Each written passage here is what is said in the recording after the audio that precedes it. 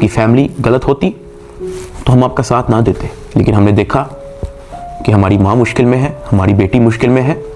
ہمارا بھائی مشکل میں ہے، تو ہمیں آپ کی اپریسیشن ہی چاہیے، خوش رہیں۔ اور میں بڑا حیران ہوا کہ ایک طرف NCCIA آفیسرز ہیں جو درجنوں پوڈ کاسٹ دے رہے ہیں پبلکلی، لیکن بیک اینڈ پہ وہ کیا حرکت کرے اس چیز کا کسی کو نہیں پتا، اور دوسری طرف یہ بگ بردر کا انسٹیٹیوشن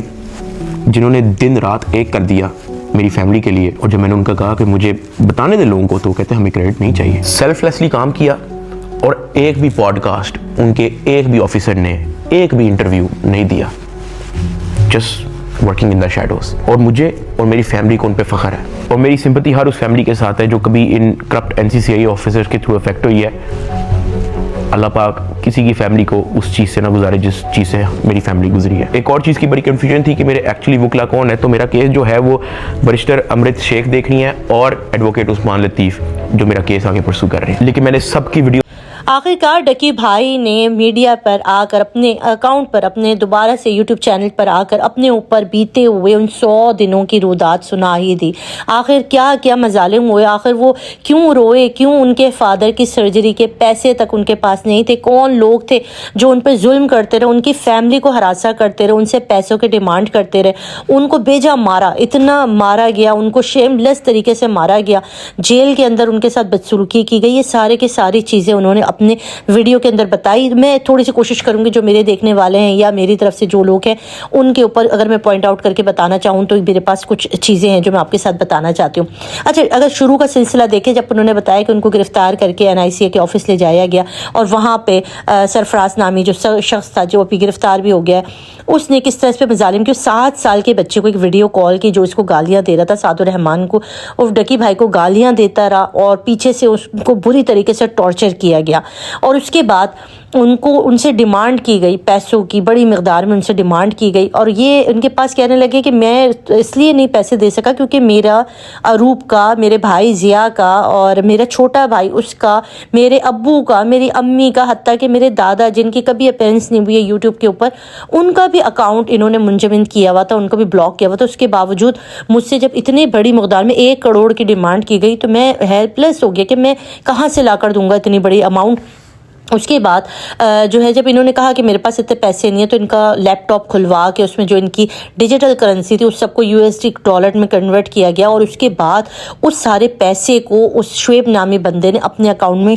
ٹرانسفر کیا۔ یہاں انہوں نے عقل مندی کی، انہوں نے اپنے کسی وہیں پر جیل میں کسی افسر سے پوچھا کہ کیا آپ لوگ اس طرح کرتے ہیں کہ کسی کے ڈیجیٹل اکاؤنٹ کے پیسے اپنے اکاؤنٹ میں ڈال دیتے، تو یہاں پہ افسر نے کہا کہ نہیں، ہم لوگ ایسا کوئی کام نہیں کرتے، اور پتہ نہیں اگر کسی نے کیا تو میں پتہ کروں گا۔ اور یہ خبر پہ پورے NIC کے آفس میں پھیل گئی کہ بھائی اس فلاں بندے نے جو ہے شعیب نامی بندے نے ڈکی سے اتنا پیسہ لے کے اس کے اپنے اکاؤنٹ میں ٹرانسفر کر لیا۔ تو اس کے بعد اس سرفراز نامی شخص نے جو ہے وہ میڈیا پر آ کے بتایا کہ ہم نے ریکور کیے ہیں سعد الرحمان کے اکاؤنٹ سے اتنی بڑی 3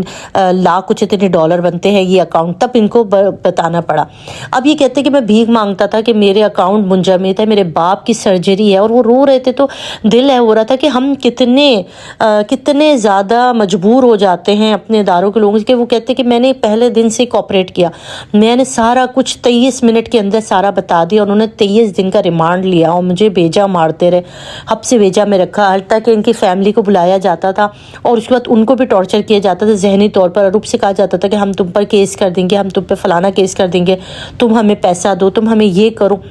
ظاہر ہے جو لوگ کبھی عدالتوں میں نہیں گئے، کبھی جنہوں نے جیل کا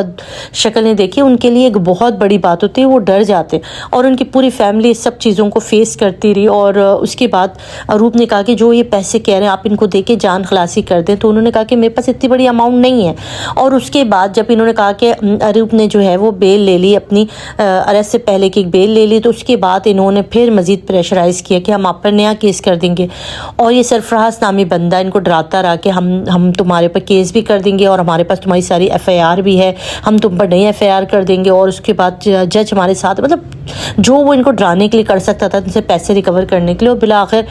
तंग आके इन्होंने अपने मामू से, जो कि ऑस्ट्रेलिया से आए हुए थे, उनसे 60 लाख रुपए की अमाउंट लेकर इस बंदे को दे दी। और उसके बाद इनका रवैया थोड़ा बहुत नरम हुआ, मगर ये रुकने वाला नहीं था। अब यहाँ पर इन्होंने एक बिग ब्रदर का नाम लिया कि एक बंदा इनसे आके मिलता रहा NIC ऑफिस में, उनसे पूछता रहा कि तुमसे इन्होंने कोई पैसों की डिमांड की। तो डकी भाई शुरू में इस पर ट्रस्ट नहीं कर सके, और बाद में जब उनको पता चला, और उस बंदे को खुद पता चल गया कि इस सादुर रहमान ने पैसे ट्रांसफ़र किए हैं, तो उन्होंने आकर एक दिन कहा कि तुमने इसको पैसे कितने दिए।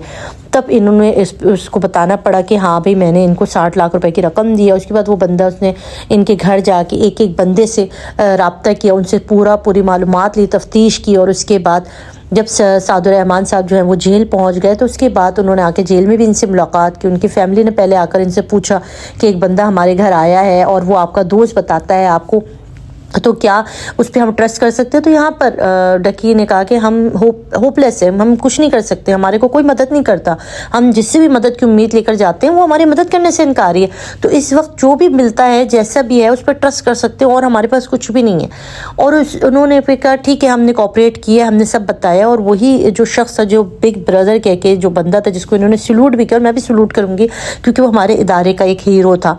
FIA का बंदा था। उन्होंने इनके ऊपर फिर इसके बाद अरूप की मदद में केस दर्ज किया, एक अदालत में एक FIR दर्ज की, जिसके अंदर इन तमाम लोगों को नामजद किया गया, और FIA ने भी इसके अंदर अपेरेंस की। और उसके बाद सादुर रहमान का केस देखा गया, और उसके बाद इनकी बेल हो गई और फिर ये घर आ गए। ये बताते कि मैंने इन 100 दिनों में इतना कुछ भुगता है, बताने के लिए मेरे पास शायद 6-7 घंटे हों, मगर मुख्तसरन बता रहा हूँ। जेल का अहवाल मैं आपको बाद में बताऊँगा, जो कुछ जेल में होता है। मैं ये जब इनकी कहानी सुन रही थी ना, तो मुझे आप यकीन करें वो मासूम चेहरे नज़र आ रहे थे, जो जिनका कोई बड़ा नाम नहीं है, जो हमारे पाकिस्तानी जेलों में सब लोग हैं, जो कि दुश्मनी में लोगों को गिरफ्तार किया जाता है, किसी न किसी दुश्मनी में लोगों पे केस कर दिया जाता है। ऐसे मासूम पाकिस्तानी शहरी जो आज जेलों में हैं, अभी भी बंद हैं, उनके ऊपर क्या बीतती होगी, जिनसे कोई इंटरव्यू नहीं करता, जिनकी कोई बात नहीं सुनता। आज इसकी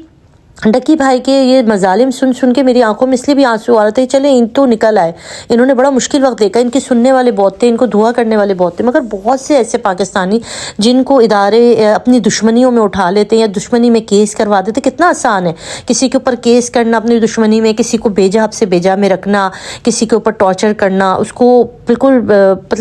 मतलब बहुत मुश्किल है। यहाँ के इदारों के अंदर जो लोग हैं ना, इदारे नहीं, लोग जो हैं, जो अपने तौर पे दुश्मनियाँ करते हैं, वो एक मासूम एक शहरी के लिए कितना मुश्किल होता होगा इन सारी चीज़ों को फेस करना। सादुर रहमान डकी भाई जो है, ये पैसे भी दे सकते थे, इनके पास इख्तियारात भी थे, तब भी ये कितने बेबस थे।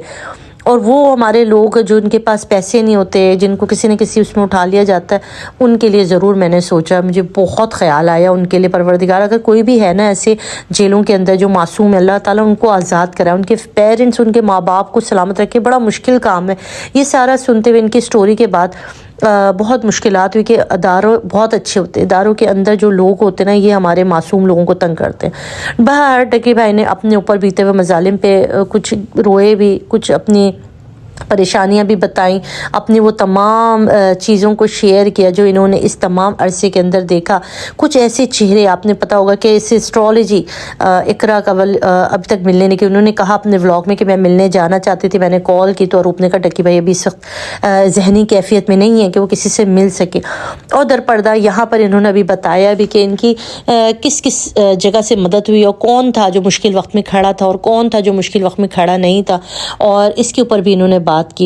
ये बड़ा एक संगीन मरहला था जिसमें से गुजर गए, और बहुत से चेहरों को बेनकाब भी किया, बहुत सी चीज़ों के हवाले से बात भी हुई। परवरदिगार हमारे उन तमाम लोगों के लिए आसानियाँ करें जो कि इस वक्त जेलों में या किसी भी परेशानी में। अल्लाह पाक, चले ये तो शुक्र है कि ये बेगुनाह थे, कोई इनके ऊपर ऐसा केस नहीं था, और ये गिरफ्तारी से निकल कर बहुत मुश्किल वक्त देख कर बाहर आ गए।